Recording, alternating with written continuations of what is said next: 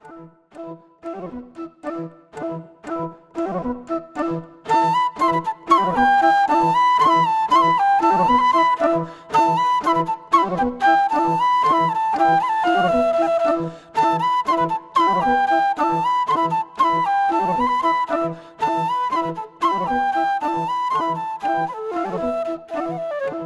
experiência arquitetônica é uma experiência de conter,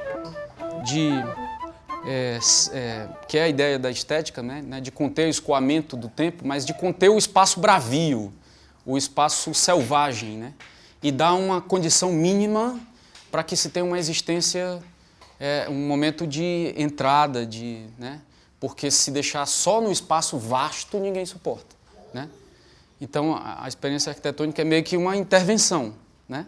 Assim, ela é como a acupuntura, é uma agulha, assim, né? E antes era acupuntúrica, se é que existe essa palavra, mas era, né? A arquitetura estava muito ligada a uma coisa radiestésica do cosmos e tal. Sem falar de negócio de magia, gente. Então,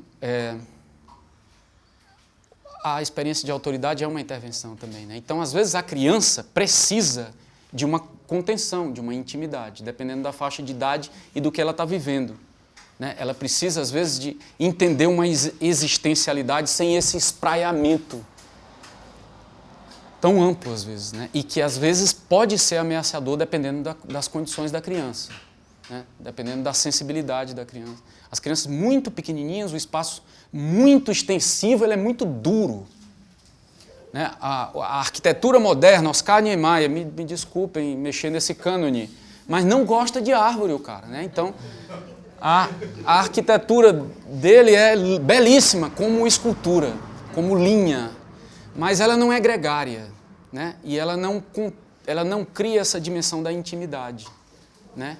E ela é expansiva. Quanto mais expansivo, menos concêntrico, nesse sentido do expansivo que se esvai, né? E a criança, muitas vezes, ela precisa dessa intimidade, né?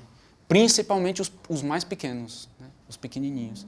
E, aos poucos, ela ia encontrando esse espaço expansivo e gradativamente, até pelo animismo dela, pela visão anímica, né? A criança topa numa pedra, ela volta para descontar na pedra, né? A pedra é viva. Então, imagina uma árvore de 500 anos. Não temos, infelizmente, aqui, né? Mas imagina esses seres bem mais vivos, né? Desperta um animismo muito forte nela, né? Então, é preciso esse tônico sempre, né? Para poder ela gradativamente ir penetrando nisso sem maiores assombros, né? Assim. Tem uma dimensão disso, eu não sei se é essa que a professora trata. É engraçado essa coisa do pai e da intervenção da mãe, do adulto, porque tem uma faca de dois gumes nisso, porque esse movimento de querer respeitar o brincar, a todo custo, é uma infantilização da infância. Isso é falso, sabe? Eu não estou levantando bandeira de que precisamos, sabe? O brincar é a salvação do mundo, eu não estou nessa. Não acredito muito nisso, não, sabe? Porque senão é sujeito a gente começar a institucionalizar um discurso muito frágil e falso, né? O brincar é uma linguagem, a criança precisa dessa linguagem fundamentalmente, como uma experiência, como uma experiência de liberdade, do espírito. Espírito num sentido aqui mais filosófico mesmo, assim, para que ela se reconheça no mundo e viva com alegria, com integridade, com capacidade criadora, criando a vida, criando a história, criando o mundo, né? Mas isso também não é tudo. A vida tem outras dimensões e que ela não está em outro lugar, né? Ela está aqui.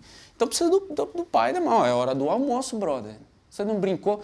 Eu não dei, né? Não precisa, né? Mas assim, a gente não dá, a gente não acolhe, então agora você precisa ir almoçar, né?